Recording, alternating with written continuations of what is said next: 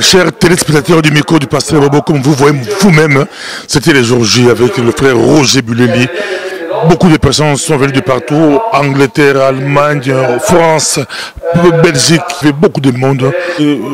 La conférence qu'on entendait avec les frères Roger Buleli, MPB TV Gospel, c'est pour les hommes de Dieu, c'est pour les orateurs, les prédicateurs de Dieu, des gens qui ont la mission, qui ont quelque chose à parler. Donc c'était avec le frère Roger Buleli. Suivez et vous allez écouter. C'était le micro du pasteur Bobo en direct de Belgique, Schaerbeek, rue Genève à Schaerbeek. Merci beaucoup.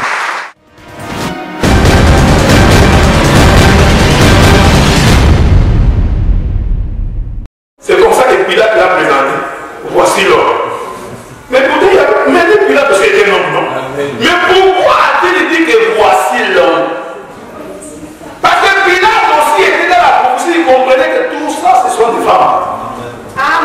L'homme qui porte la sémence, c'est celui. Voilà pourquoi, au commencement, le premier prédicateur était un homme.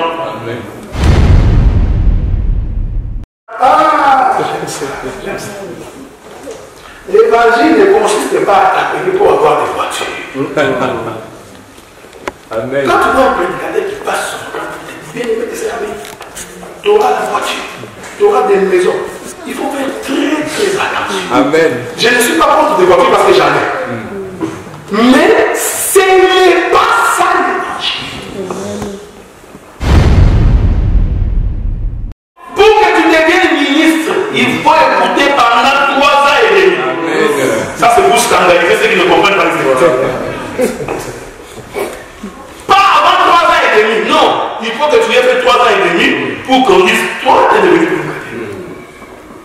Quand tu fais 10 ans en théologie, donc tu ne veux pas la parole. L'évangile est destiné pour un peuple. Ce n'est pas pour tout le monde. Ça c'est le français. Dieu a aimé le monde qu'il a donné son fils. Mais il faut continuer, non? Avec quiconque. On n'a pas dit tout le monde. Quiconque.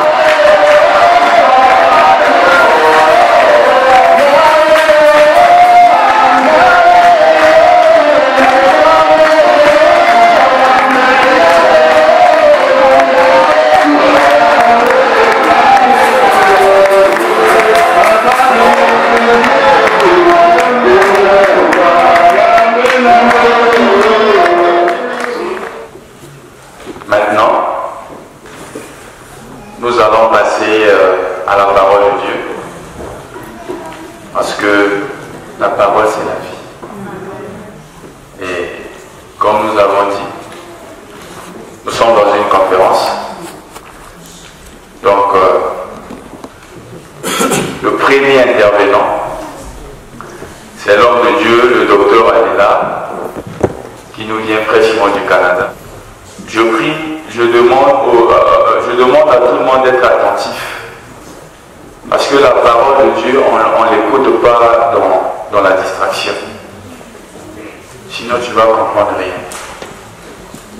Je demande l'attention du peuple.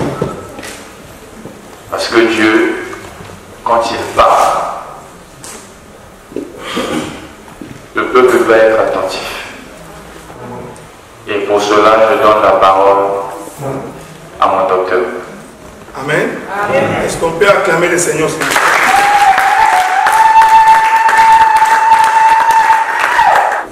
Le thème est grand.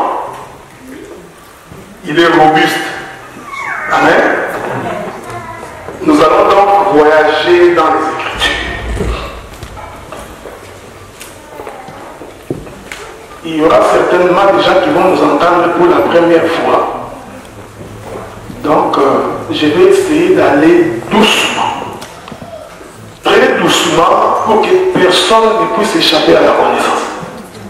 Amen. Parce que les Écritures disent ceci. La vie éternelle, c'est qu'ils te connaissent. Toi, le véritable Dieu. Donc, pour hériter la vie éternelle, il faut connaître. Est-ce que vous comprenez? Celui qui ne connaît ne peut pas hériter le royaume de Dieu. C'est pas moi qui dis, c'est la Bible qui le dit. La vie éternelle, c'est qu'ils te connaissent, toi, le véritable Dieu, et c'est lui que tu as envoyé. Voilà. Donc, il y a une petite gymnastique à faire ici. C'est qu'il faut connaître Dieu et celui que Dieu a envoyé. Je suis en train de prier le Seigneur pour qu'on comprenne exactement ce que nous allons dire. Parce que celui que Dieu envoie, en réalité, ce sont les entrailles du Père. Je vais vous simplifier le langage. Moi, c'est Dieu. Comprenez le langage, que je ne suis pas Dieu. Regardez que c'est moi, je fais comme si j'étais Dieu. Je vous demande donc aux gens qui veulent avoir la vie éternelle de me connaître et de connaître celui que moi j'envoie. Cela veut dire que Dieu, il n'a pas fait les déplacements. Il a seulement envoyé. Et c'est pour ça que je dis. Donc Dieu est resté là où il est, mais pour les connaître, il a dû faire sortir quelque chose de lui qu'il a envoyé. Donc, lorsque vous comprenez celui qui est sorti de Dieu, c'est comme ça que vous comprenez Dieu. Est-ce que vous comprenez? Bon, remarquez. Quand la Bible dit que le ciel est son trône et que la terre est son marchepied, en réalité, le ciel c'est Dieu, le marchepied c'est le Fils. Je vais vous simplifier encore le langage. La vie éternelle, c'est qu'ils te connaissent, toi, le véritable Dieu, et celui que tu as envoyé. Oh, Dieu est dans le ciel. Est-ce que vous comprenez? Le ciel est son trône. Maintenant, pour qu'on puisse les connaître, nous qui sommes sur la terre, il n'y a pas de solution. Il faut que Dieu descende. C'est-à-dire, il faut que nous voyons Dieu en train de marcher. Je suis dans le marchepied. Maintenant, pour que nous comprenions que Dieu est en train de marcher, c'est seulement quand nous voyons le Fils. Donc, le Fils, c'est les pieds de Dieu. C'est ici que vous allez comprendre que quand nous disons que toutes les Écritures rendent des témoignages de Jésus, vous allez voir ça. Or, celui que Dieu envoie en réalité, c'est celui qui sort de Dieu lui-même. Car la Bible dit que dans leur détresse, ils invoquèrent l'Éternel, Dieu leur envoya sa parole. Ah, nous comprenons que celui que Dieu envoie, en réalité, c'est sa parole. Amen. Donc, le Fils, c'est la parole de Dieu envoyée. Maintenant, remarquez ça. La parole ne peut sortir que de l'intérieur de l'homme.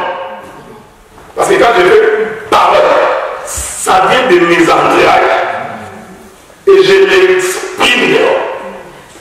Donc, quand Dieu dit qu'il a envoyé sa parole, en réalité, Dieu a pris ses entrailles, il les a manifestées dehors. Je suis dans les Bibles de Matthieu. Je crois Matthieu ou Luc. On va lire les Écritures. Nous sommes dans une conférence là. Ils ont des Écritures. Nous allons courir très vite dans les livres de...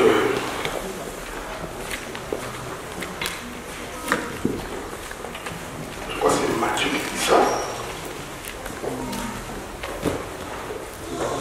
Soufflez avec moi. Ou bien c'est Luc, je crois que c'est Luc. Luc chapitre 1er, verset 78. Le verset 78. Grâce aux entrailles de sa miséricorde de notre Dieu. Vous voyez l'écriture? Donc, Luc nous fait comprendre que Dieu a des entrailles. Il dit, grâce aux entrailles de la miséricorde de Dieu, en vertu de laquelle le soleil levant nous a visités là-haut. Donc, c'est les entrailles de Dieu qui viennent nous visiter. Or, les entrailles, c'est ce qui est intérieur.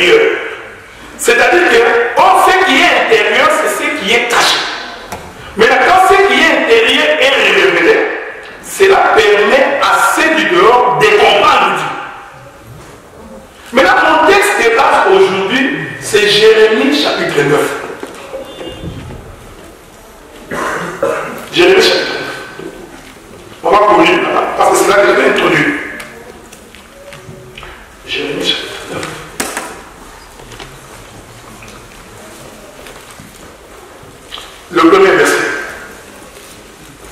Ici, c'est les prophètes de Jérémie qui parlent. Je vais d'abord lire l'écriture. Il dit, oh, si ma tête était remplie d'eau, si mes yeux étaient une source de larmes, je pleurerais nuit et jour les morts de la fille de mon père. Je répète cette écriture. Jérémie, chapitre 9, premier verset. Oh, non, oui, premier verset. Oh, si ma tête était remplie d'eau, si mes yeux étaient une source de larmes, je pleurerais jour et nuit les morts de la fille de mon peuple. C'est le prophète de Jérémie. Vous savez, un jour, Jésus pose la question aux disciples. Il leur dit, qu'est-ce que les gens disent de moi? Écoutez ce que les disciples lui ont dit. Certains disent que tu es Esaïe, d'autres disent que tu es Jérémie, d'autres disent que tu es Jean-Baptiste, ou tu es l'un des prophètes. Vous savez que Jésus n'a pas dit non. Hein? Jésus n'a pas dit, il n'a pas dit que non, non, moi je ne suis pas Jérémie. Non, non, non. Jésus a d'abord accepté la réponse. Ensuite, il leur a demandé, mais vous, qu'est-ce que vous dites de moi? Maintenant, quand vous lisez les livres de Luc, chapitre 24, verset 45, le Seigneur Jésus-Christ était en train de parler avec les disciples sur le chemin de Maïs. Pendant qu'il parle, il leur dit, c'est ici tout ce qui a été écrit sur moi, dans les psaumes, dans la loi et dans les prophètes. Donc Jésus leur faisait comprendre que quand tu es en train de lire la loi parle de moi. Quand tu es en train de lire les psaumes, hein, les gens qui ont tendance à faire des psaumes comme une prière. Tu prends notre psaume chapitre 1, on va prier. L'Éternel est mon berger. Non, ça, c'est pas une prière. Les psaumes parlent de Jésus. Il continue, il dit encore, les prophètes aussi parlent de moi. Je vais vous ajouter notre écriture. Écrivez. Jean chapitre 5, verset 39. Jésus répond aux pharisiens. Il leur dit, vous sondez les écritures parce que vous croyez trouver en elles la vie éternelle. Cependant, ces écritures rendent témoignage de vous. Donc, chaque fois que tu es en train de lire ta Bible, je suis dans le chapitre 5, verset 39, chaque fois que tu es en train de lire ta Bible, il faut toujours te dire ceci, l'écriture que je suis en train de lire. Comment cette écriture rend témoignage de Jésus? C'est ici que beaucoup de gens n'ayant pas compris ça, parce que nous appelons ça la racine de la révélation et de la compréhension de l'écriture. Parce que si tu ne comprends pas ça, c'est comme ça que beaucoup de gens, ils se sont appropriés des écritures pour en donner des interprétations particulières. C'est comme ça qu'aujourd'hui on a beaucoup de bandits, beaucoup d'assassins. Vous allez voir ça très bien aujourd'hui. Quand Jérémie est en train de dire que si j'avais l'eau dans ma tête, donc Jérémie nous disait en réalité qu'il n'a pas d'eau dans sa tête. Il dit si j'avais les sources de larmes dans les yeux. Donc Jérémie reconnaissait que lui, il n'avait pas les sources d'armes. Maintenant la question, qui est-ce que Jérémie était en train de chercher? Donc Jérémie cherchait quelqu'un qui avait sa tête remplie d'eau et dont les yeux avaient des sources d'eau. Nous allons faire des petites gymnastiques. Nous avons toujours dit que quand nous voulons expliquer les écritures, frères, nous, on n'a pas besoin d'aller consulter les dictionnaires. Oh, tu vois la source d'eau, selon la rousse, selon Maurice Grévis. Non, quand Dieu te donne un mandat de parler, Dieu a ses propres définitions dans la Bible. Voilà pourquoi il dit que vos voix ne sont pas mes voix, vos pensées ne sont pas mes pensées. Donc Dieu lui-même a ses propres définitions dans les Écritures. Voilà pourquoi l'exercice que nous allons faire c'est de trouver des définitions dans les Écritures. Donc quand tu vois déjà quelqu'un qui, pour définir les mots, a consulté le dictionnaire, ferme tes oreilles, écoute même. Remarquez, frère. Les gars n'aimaient pas le dire. Jésus-Christ est la tête du corps. Est-ce que vous me suivez? Or, Jérémie est en train de nous dire, si ma tête était remplie d'eau. Donc ici, Jérémie était en train de chercher une tête qui était remplie d'eau. Pour que lorsque cette tête qui est remplie d'eau va se mettre à pleurer et que l'eau va commencer à couler, la fille de Sion sera guérie. Est-ce que vous me suivez? C'est ici que Jésus a pleuré sur le tombeau de Lazare. Oh, Jésus avait pleuré parce qu'il aimait Lazare beaucoup. Tu n'as pas compris l'écriture. La Bible dit quand Jésus arrive au tombeau de Lazare et Jésus pleura. On va faire, vous allez voir frère. Oh non, c'est parce qu'il aimait beaucoup Lazare. Non, ça, tu as répété l'écriture. Qu'est-ce que Jésus avait de pleurer Lazare? Maintenant, rentrons, parce qu'un jour on posait la question à Jésus, Jésus avait l'habitude de faire rentrer tout le monde au commencement. Il n'était pas ici au commencement. Voilà pourquoi chaque fois, frère, pendant que nous ferons la conférence ici, nous allons tout le temps faire un retour au jardin. Parce que c'est là-bas que Dieu avait posé la perfection de la chose avant la chute. Amen. Vous voyez? Parce que vous savez, avant que l'homme et la femme ne tombent, c'est Adam qui était le prédicateur d'Ève. C'est ça la perfection. Dieu n'avait jamais parlé avec Ève. Jamais. Quand Dieu disait, Adam, je t'ai fait le gardien de tout ça. Adam, tu mangeras tous les fruits des arbres du jardin, sauf l'arbre du milieu. Quand Dieu parlait avec Adam, Ève n'était pas encore créée. C'est ici que nous comprenons que le premier prédicateur de Ève, c'était Adam. Amen. Maintenant, quand Adam est sorti, maintenant il dit Adam, assis-toi ici, je vais commencer à t'enseigner. Vous voyez, frère? C'est ça l'église. Donc la première église a commencé là. Adam, l'homme, qui enseigne à Ève l'église. Oh! Remarquez que enseigner veut dire ensemencer. Amen. Lisez la parole. Donc, quand on prêche, en réalité, on est en train d'ensemencer une femme. Donc, naturellement, la femme n'a pas de sémence. Je suis au commencement. Moi, je suis au commencement. Si vous êtes au 21e siècle, Dieu soit loué. Mais moi, je suis au commencement. Vous allez voir, c'est ce que Paul dit. Paul dit, la nature elle-même ne vous enseigne pas. Donc, la nature est un enseignant. Or, naturellement, c'est l'homme qui a la sémence. Je vais changer de langage. C'est-à-dire que c'est l'homme qui a la vie.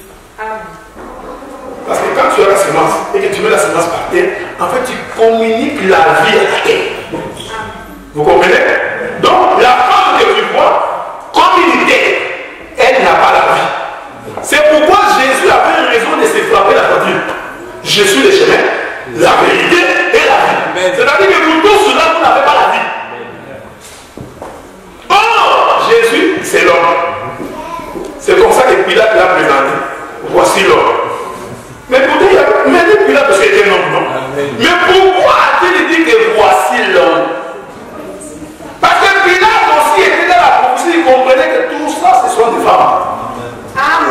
L'homme qui porte la sémence, c'est celui-ci. Voilà pourquoi, au commencement, le premier prédicateur était un homme. Il dit à la femme, tu mangeras tout. Mais ça là, tu ne manges pas. C'est lorsque la femme a mangé qu'il a commencé à enseigner. Mais ce n'est pas ce qui m'intéresse. Voici ce qui m'intéresse, frère. Lorsque Dieu a fini de créer, écoutez ce que la Bible dit. Genèse chapitre 2, je crois, chapitre 2, à partir du 9e verset. La Bible dit, Dieu après avoir créé, aucun arbuste des champs n'est poussé encore, parce que Dieu n'avait pas encore fait pleuvoir. N'oubliez pas que je suis dans Jérémie chapitre 9. Je cherche une tête qui a de l'eau pour pleurer. Voilà. Est-ce que vous comprenez? Donc ici, donc tu vois que la tête, le dictionnaire va t'avoir, tu vas avoir des problèmes. Parce qu'ici vous allez comprendre que la tête c'est le ciel. Est-ce que vous voyez? Parce que quand on dit que Dieu n'avait pas encore fait pleuvoir, c'est-à-dire que le ciel n'a pas encore fait tomber l'eau. C'est-à-dire que le ciel n'a pas encore pleuré. J'aime ça. Donc Jérémie ici, frère, il nous parlait du commencement. Donc quand la Bible est en train de dire, Dieu n'avait pas encore, vous savez frère, c'est pourquoi j'ai toujours dit au bien-aimé, ne lis pas la Bible comme un roman. Parce que véritablement la Bible n'est pas un livre comme tout le monde. Remarquez. Mais la terre, n'est-ce pas que la Bible dit qu'elle est sortie des eaux? De cette terre-là, puisqu'elle est sortie des eaux, elle devait déjà être mouillée.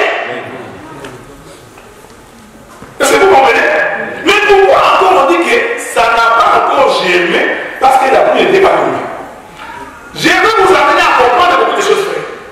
Donc, cette terre-là, qui n'avait pas encore reçu l'eau, en réalité, c'était une terre désertique. Parce que qu'est-ce qui caractérise un désert? C'est l'absence de la pluie. Est-ce que vous voyez? Vous voyez que déjà ici on peut expliquer Israël. Pourquoi Israël a marché dans le désert? Déjà. Vous savez, je vais vous dire une chose, frère. Nous pouvons expliquer toute la Bible de la Genèse. Et moi j'ai toujours dit qu'un bon ministre doit avoir la capacité d'expliquer toute la Bible de la Genèse. Parce que Dieu a tout expliqué. Même nous là, nous sommes dans la Genèse. Vous allez voir ça. Donc, les temps où Dieu retenait le ciel pour que l'eau ne tombe pas, la terre, elle était déserte. Donc, dans un autre langage, la terre était en train de prier que la pluie tombe. Parce que c'est ça la prière de la terre. Est-ce que vous comprenez? La terre n'a aucune autre prière que de demander que la pluie tombe.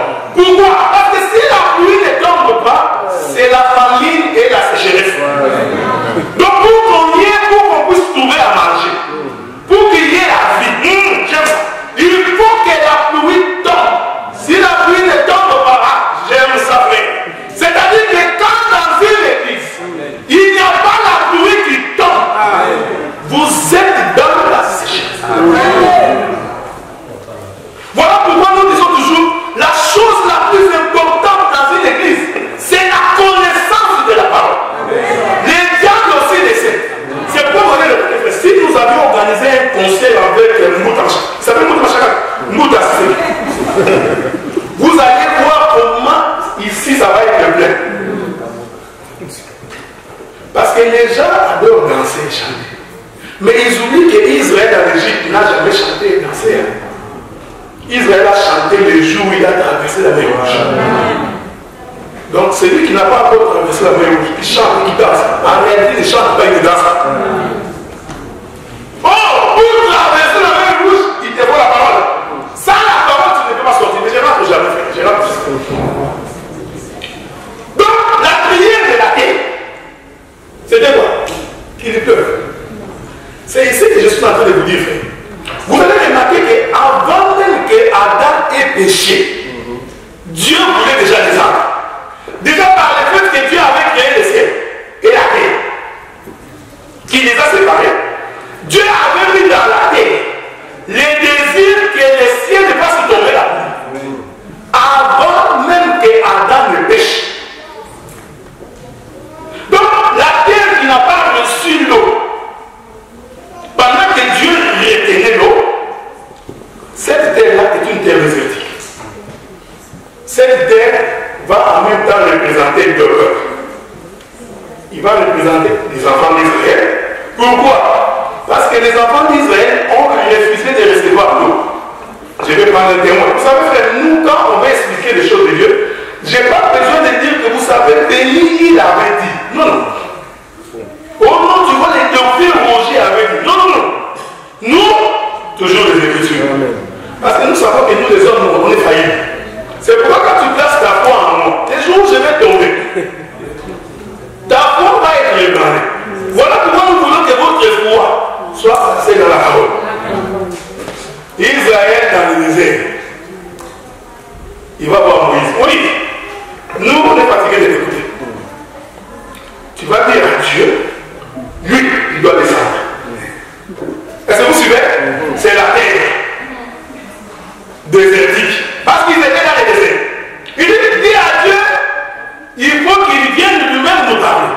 Moïse est allé voir avec Dieu.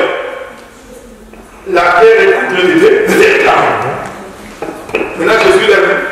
Le Seigneur dit, dites-le, de laver les vêtements. 3 jours après, nous allons nous rencontrer à la montagne de Matin. Ça, c'était la grâce de Dieu. Parce que Dieu, en fait, il leur disait, pour que je descende, il faut que Jésus puisse mourir 3 jours et 3 nuits. C'est alors que je descendrai. Ce n'était pas les vêtements physiques qui voulaient qu'il puisse laver. Mais comme ils étaient charnés, ils ont lavé les vêtements. Le 3e jour, le matin, ils sont habillés. Écoutez mes affaires. Regardez comment Dieu a voulu descendre. La Bible dit que pendant qu'ils attendaient Dieu, il y a eu des tonnerres et des coups de foudre. Oh! Vous ne voyez que ce qui est petit et de voir les oreilles. Ah! Est-ce que vous voyez ça fait? Donc, quand les tonnerres ont commencé, en réalité, les tonnerres annoncent la pluie qui va descendre. Je suis pas déjà bien. Vous voyez ça? En réalité, je suis pas déjà bien. Donc, quand la Bible dit qu'aucun arbuste des champs n'est poussé encore parce que Dieu n'avait pas encore fait le pouvoir, c'est parce que Dieu avait retenu l'eau.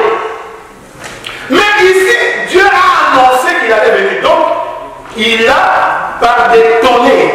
Parce que tout le monde sait que quand les tonnerres commencent, c'est-à-dire que bientôt, la pluie va descendre.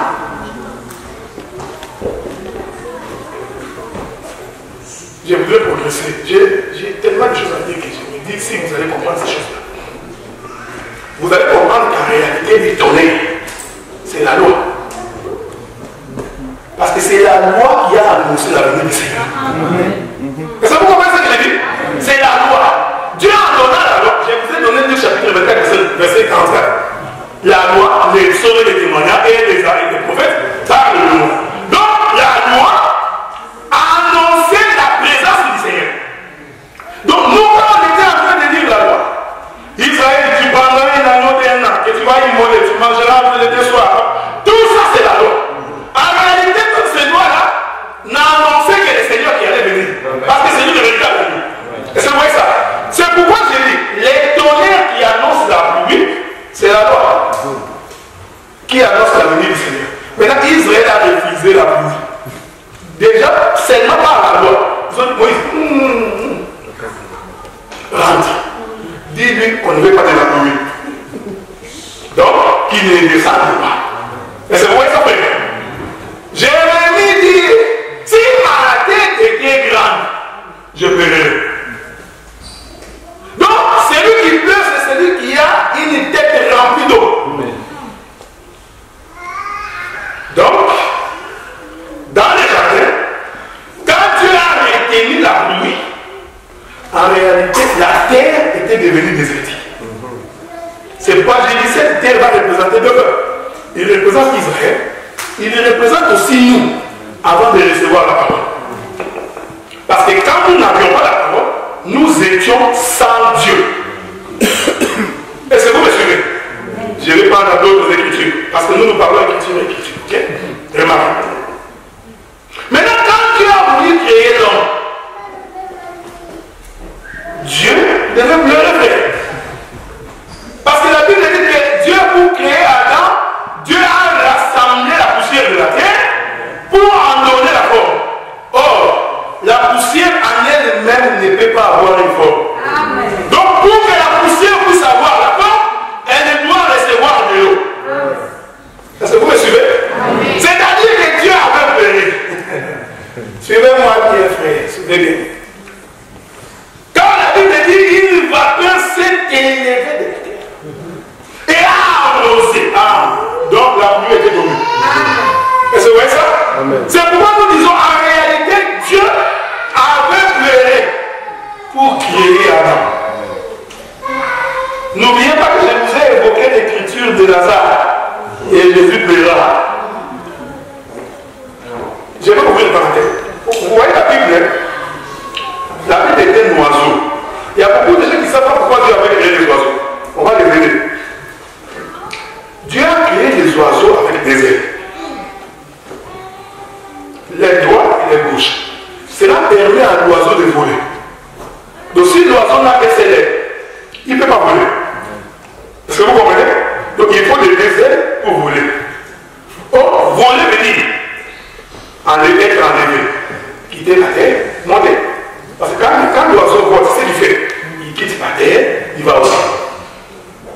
le pourquoi des oiseaux. Donc il te faut les deux ailes pour que tu voles. C'est pourquoi c'est connu dans les Écritures, nous allons de l'Ancien Testament au Nouveau Testament. Parce que ce sont les deux ailes de l'oiseau qui te permettent de comprendre l'Écriture et de participer à l'enlèvement. C'est pourquoi ce jour-là, quand Jésus est apparu sur la montagne de transfiguration, il est apparu avec Moïse et Élie. Ce sont les deux ailes de l'oiseau. Pourquoi? Parce que Moïse est celui qui était mort. Donc il est l'image de ceux qui vont mourir en Christ et qui vont ressusciter. Élie est celui qui est monté sans mourir.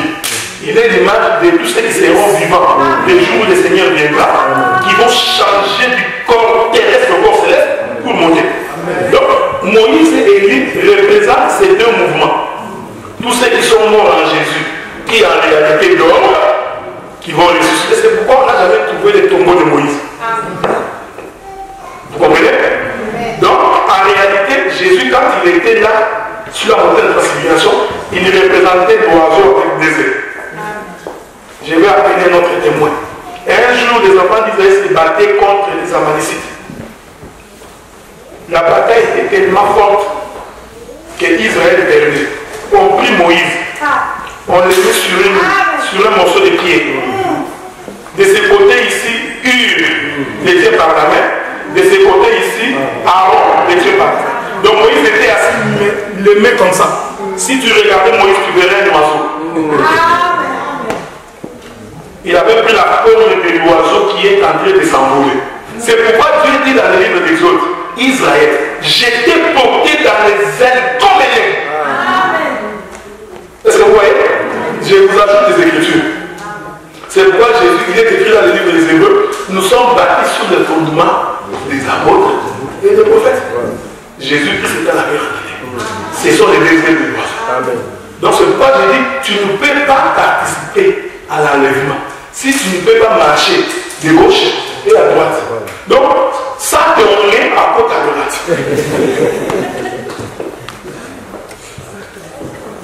Remarquez bien.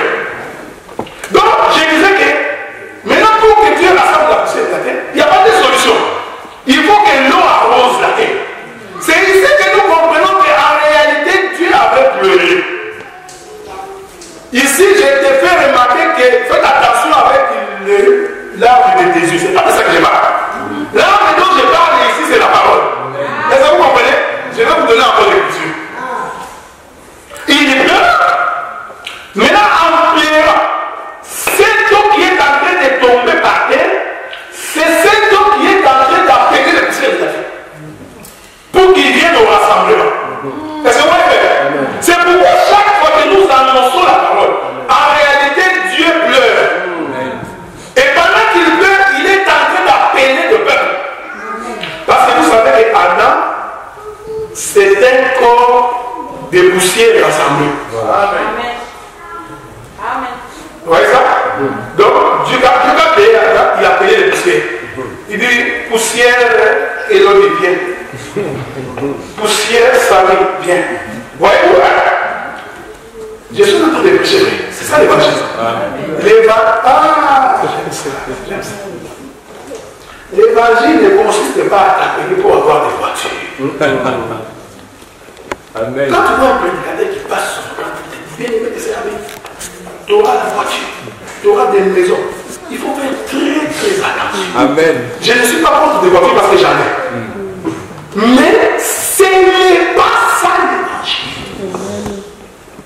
Un jour, Jacob marchait. Il marche. Il s'est fatigué, il dort. Pendant la nuit, il croise un homme. Il commence la bagarre. Est-ce que vous pouvez se lever? Jacob était un homme qui avait marché, qui était fatigué. Je suis dans Matthieu chapitre 7. Venez avant nous tous qui êtes chargés et fatigués. Ah, suivez-moi bien. Donc, Jacob marche, il est fatigué. Mais là, il dort. Dans son sommeil, quand il se réveille, il croise un homme, il se met à se bagarrer. La Bible dit qu'ils se sont battus avec Dieu. Ici, tu vois, après papa,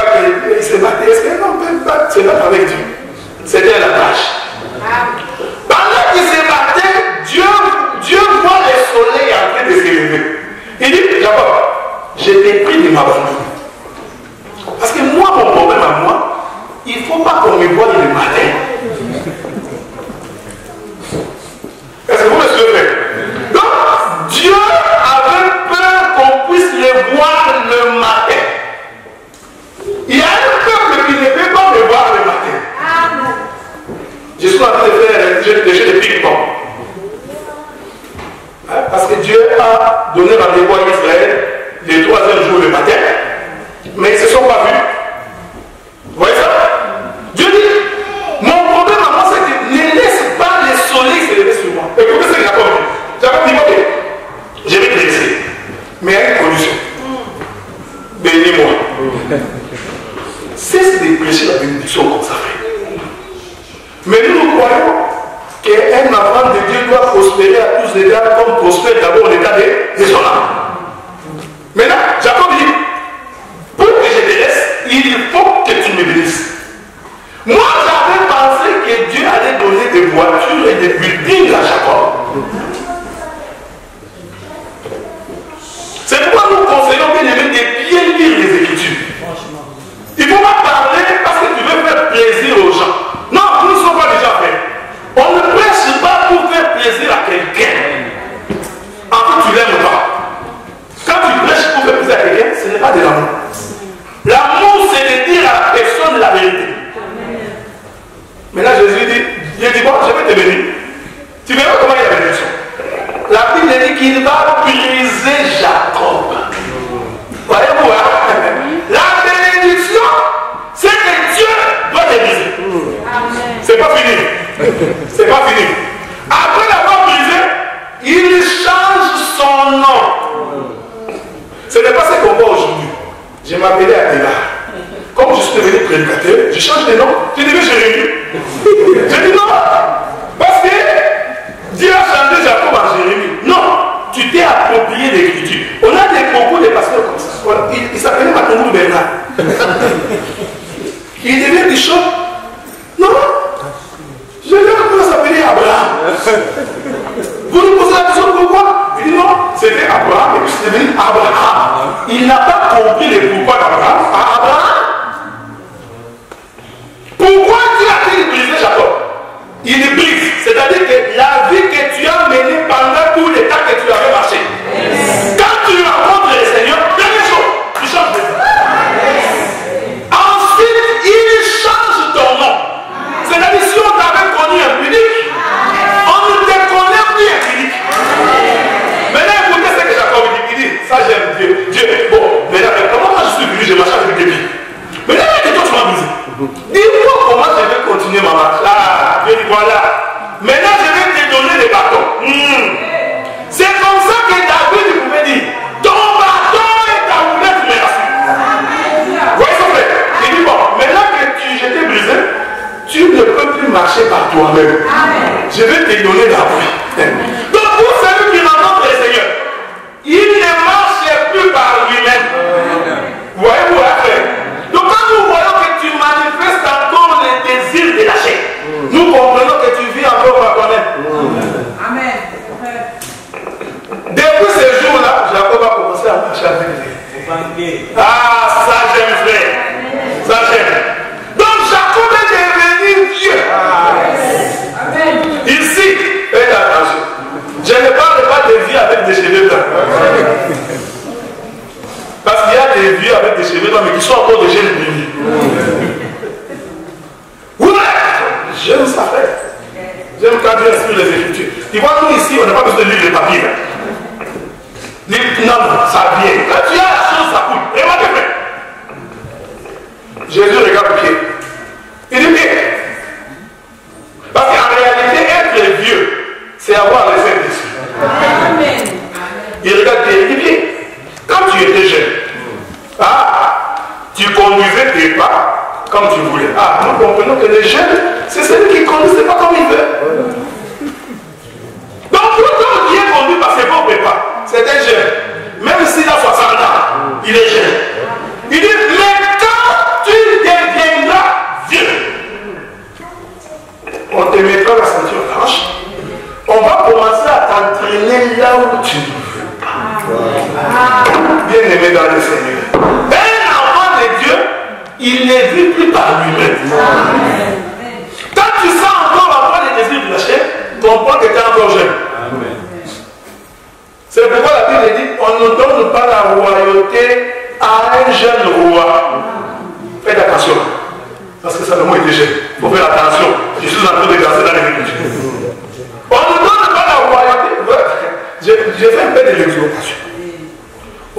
pas confier l'église à un jeune roi. Il va commencer à manger des brebis. Est-ce que vous comprenez? Parce qu'il a encore des désirs. Quand vous trouvez un pasteur, un homme de Dieu, qui couche avec les yeux dans l'église, c'est un jeune. Pourquoi vous lui avez confié la royauté? Nouveau converti. Donc, il faut attendre qu'il devienne vieux. C'est pourquoi quand Paul disait, c'est depuis moi qui vis. Il disait en réalité que je suis devenu vieux. Même quand Israël sortait de l'Égypte, c'était une assemblée de vieillards. Ça veut dire que vous mangerez l'année, toute l'année, avec les ailes à la main, la canne à la main, pour sortir. Donc quand Israël sortait, tout le monde était sur les cannes. Quand le prophète regardait Israël, il voyait une assemblée de vieillards. Ça, c'était une exhortation. Pour dire que quand on voit au Seigneur, la première chose fait. Maintenant, qu'est-ce que je ne suis pas sorti de mon sujet. Remarquez. Qu'est-ce que Dieu a fait pour créer Adam? Il a séparé la poussière avec les autres poussières. Parce qu'Adam était d'abord poussière avec toutes les poussières. Maintenant, Dieu veut faire un homme qui lui ressemble. Qu'est-ce qu'il fait? Il sépare la poussière avec la poussière. Donc, il choisit quelques poussières qui va former son corps. Mais j'ai dit que pour que Dieu forme Adam, Dieu devait pleurer. C'est-à-dire, il fallait que l'homme puisse sortir de ses yeux, arroser la surface des eaux de la terre, pour que la terre puisse avoir la forme. Cela veut dire que tout homme qui ne reçoit pas la parole ne peut pas avoir la forme que Dieu veut.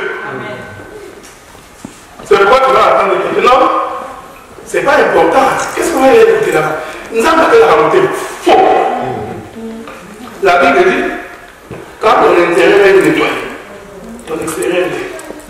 C'est que tu es extérieurement là. C'est ce que tu es intérieurement. Là, tu nous fais semblant pour nous distraire.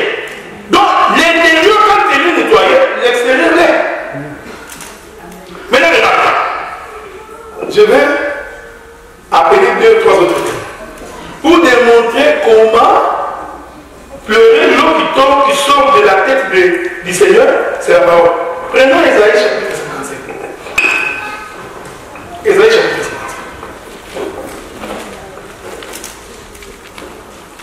Esaïe chapitre 55. Vous allez souffrir avec moi. Esaïe 55. Je vais commencer à partir du verset. Je vais commencer par le verset 9.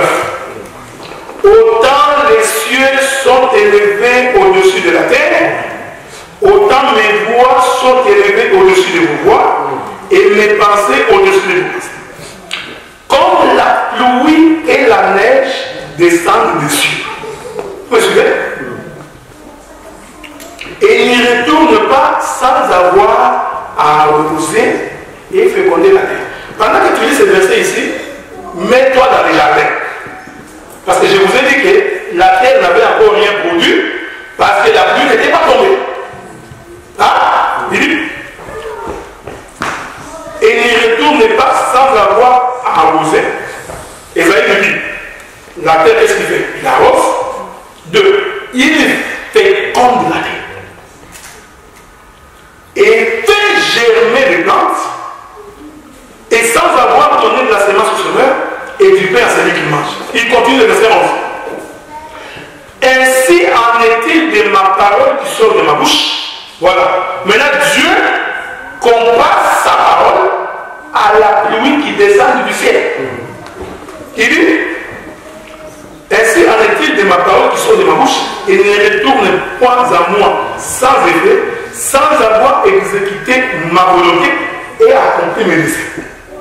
Donc nous comprenons maintenant que dans les jardins, quand la pluie n'était pas encore tombée, en réalité Dieu avait retenu sa parole. Maintenant il dit que quand la pluie tombe, elle tombe pour arroser la terre, pour féconder. Tu vois ici, la pluie, il ne faut pas les définir selon le dictionnaire. Tu vois, c'est des genres féminins. Non. Ici, la pluie est un homme. Parce que ne peut fécondé que de mal. Est-ce que vous me suivez? Parce que la femelle ne peut pas féconder. Donc quand Dieu dit c'est que la pluie descend pour féconder la terre. Donc Dieu compare la pluie à un homme et il compare la terre à une femme. C'est pourquoi nous comprenons que dans les jardins, quand la pluie n'était pas encore tombée, en réalité Dieu nous enseignait que je n'ai pas encore donné ma parole à la terre. Est-ce que vous me suivez? C'est pourquoi un jour on posa la question à Jésus.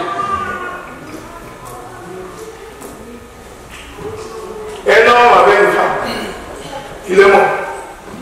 Les petits frères a pris la femme. Les petits frères est mort. Il y a eu 7 petits frères qui ont pris la même femme. Vraiment, même dans la femme là. Tu vas accepter ça vraiment. Tu avais ton mari là, hein? Maman, frère Martin là, il meurt. Les petits frères qui viennent après matin, ils démarrent. Il meurt. L'autre aussi démarre. 7. C'est un langage. Maintenant, pose la question. Au jour de la résurrection, de qui la femme sera? Où est-ce que je vous amène? Écoutez ce que Jésus dit. Je suis dans Matthieu chapitre 19, verset 4. Il dit, au commencement, Dieu fit l'homme et la femme. Hein? C'est ce que Jésus répond. Matthieu 19, verset 4. Il dit, au commencement, Dieu fit l'homme et la femme. Mais écoutez maintenant ce que Moïse dit. Rentrons dans Genèse chapitre 1er. Genèse chapitre 1er, les amoureux des Écritures, le premier verset. Au commencement, Dieu créa les cieux et la terre. Est-ce que vous voyez? Jésus dit au commencement, Dieu fit l'homme et la femme. Moïse dit, au commencement, Dieu fait les cieux et la terre. En fait, Jésus disait, les cieux, c'est un homme, la terre est une femme. Voilà pourquoi la pluie ne peut tomber que du ciel. C'est-à-dire qu'il n'y a que l'homme qui peut féconder la terre. C'est pourquoi je dis, quand Lazare est mort, vous savez, il y a des gens, il est entré dans un combat, il sort, il devient prédicateur. Oh non, j'étais mort, j'ai fait 3 jours. Maintenant, quand Dieu m'a amené en enfer, il m'a montré les pasteurs. Mais si Dieu t'a montré les pasteurs dans l'enfer, mais que ces pasteurs cessent de prier, parce qu'ils vont déjà dans l'enfer. Moi, si tu veux me dire que j'étais mort, j'étais vu moi dans l'enfer, mais pourquoi je veux prier? Il dit, mais Dieu t'a déjà montré que c'est en enfer, donc ça sert à rien. L'autre, non, Dieu m'a mené au ciel. Il faut bien lire la Bible, frère. Même Lazare avec les genoux riches. Les genoux riches est mort. C'est une parole pour enseigner. Il se retrouve dans l'idée des tourments. Il dit, Père Abraham, est-ce que tu peux ressusciter Lazare? Pour qu'il aille dire à mes frères de ne pas faire ce que moi je faisais, pour ne pas se retrouver ici. Abraham répond, il dit, ils ont Moïse et ils ont les prophètes. Donc même si je ressuscite Lazare, ce n'est pas ça qui va faire qu'il puisse boire. Mais Lazare aussi était mort. Mais Lazare, même quand il est ressuscité, il n'est pas devenu prédicateur. Il ne nous a même pas dit qu'est-ce qu'il avait vu pendant ces derniers jours. J'aime les Écritures. J'aime ça. Mais toi, on ne devient pas prédicateur comme ça. On devient prédicateur en écoutant. C'est ici qu'on va balayer les théologiens. Voilà, parce que la théologie donne des cours organisés, planifiés. Alors que Dieu n'enseigne pas comme ça. Dieu a pris les disciples pendant qu'ils marchaient. Pendant qu'ils parlaient, là, c'était l'enseignement. Et nous disons, pour que tu deviennes ministre, il faut écouter pendant 3 ans et demi. Ça, c'est pour scandaliser ceux qui ne comprennent pas les Écritures. Pas avant 3 ans et demi, non. Il faut que tu aies fait 3 ans et demi pour qu'on dise, toi, tu es devenu prédicateur. Quand tu fais 10 ans de théologie, donc tu ne même pas la parole. Ça, je dis ça pour que les gens qui n'ont pas les yeux, pour qu'ils soient encore troublés davantage. Remarquez, on dit à Jésus que Jésus, Lazare est malade. Jésus dit qu'il ne va pas mourir. Mais Lazare meurt.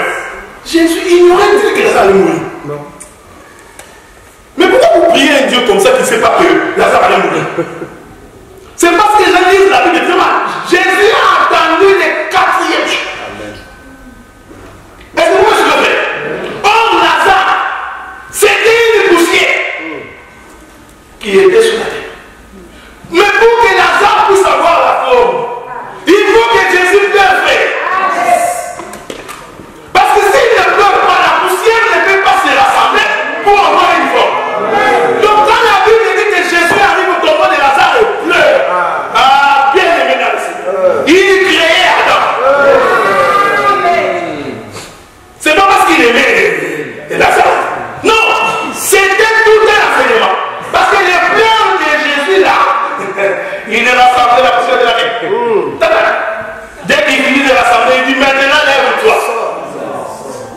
J'aime les écritures, je finis par là parce que nous sommes dans une conférence. Vous avez remarqué que les jours où on a arrêté Jésus, avant de l'arrêter, on l'emmène à Jardin de Gethsémani. On arrive là-bas. Regardez ce que Jésus a fait. C'est ici que je finis mon bien-aimé chez nous. Merci beaucoup. Vous nous excusez parce que nous parlons beaucoup pour les écritures.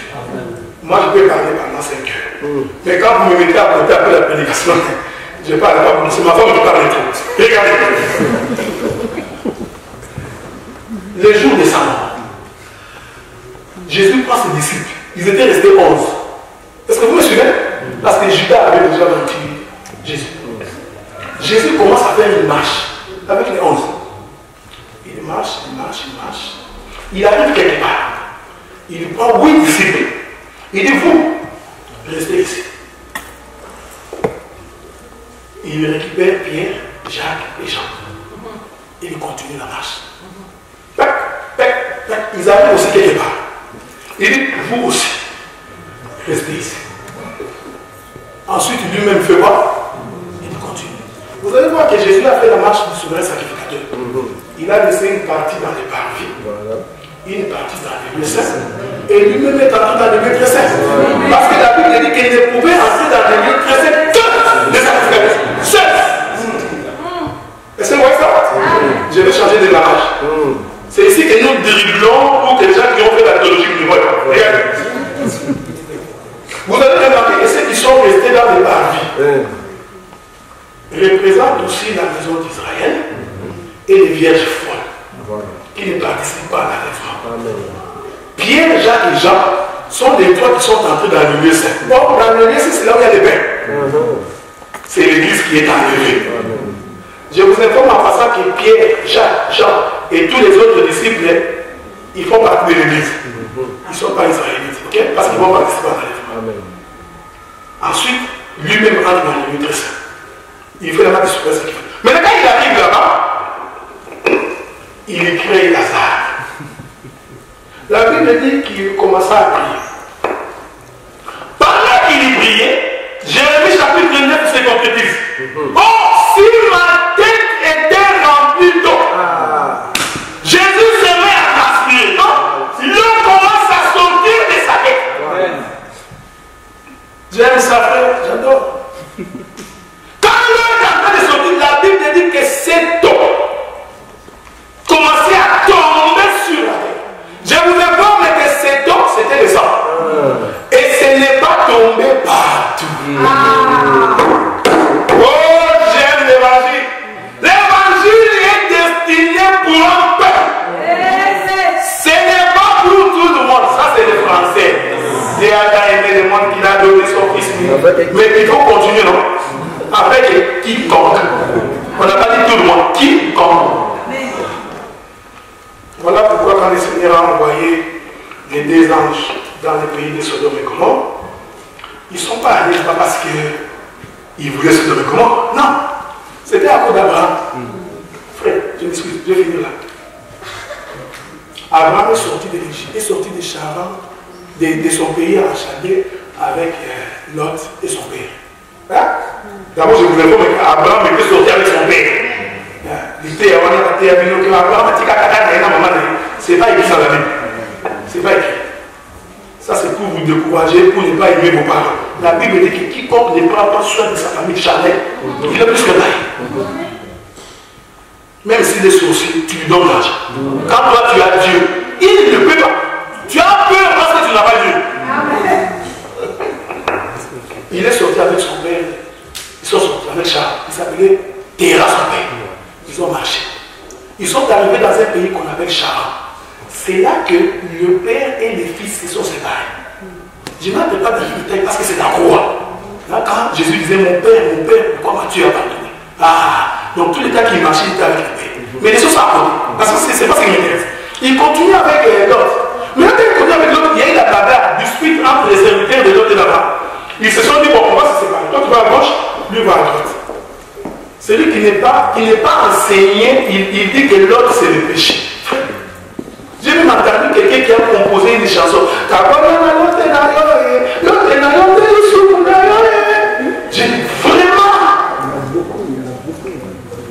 Il se sépare avec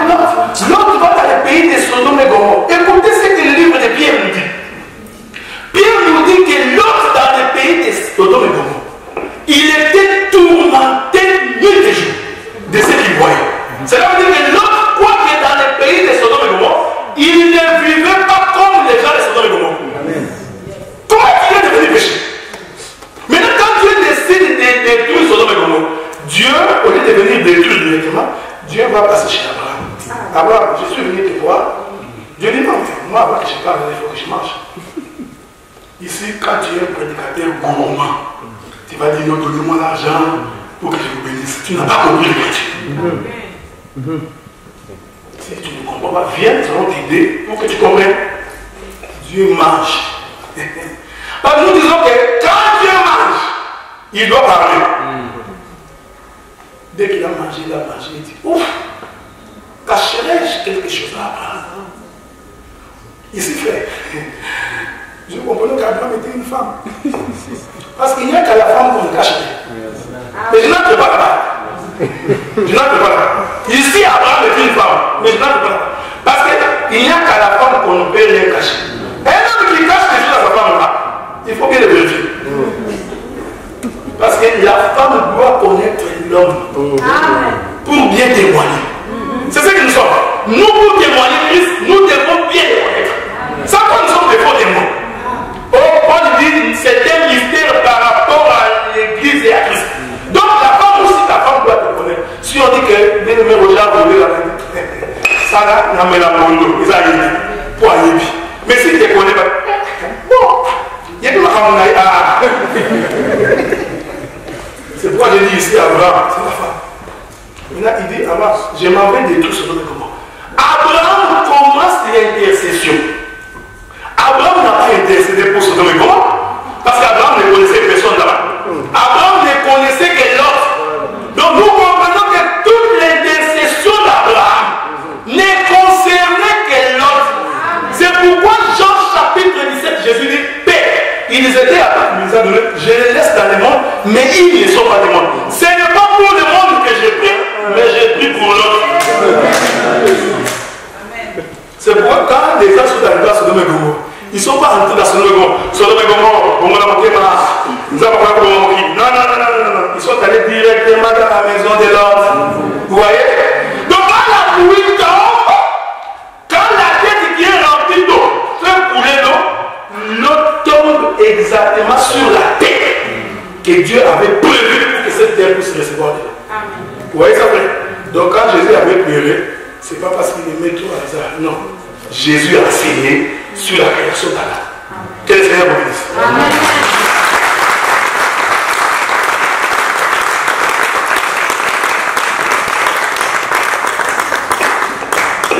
Amen. Nous bénissons le Seigneur pour la parole.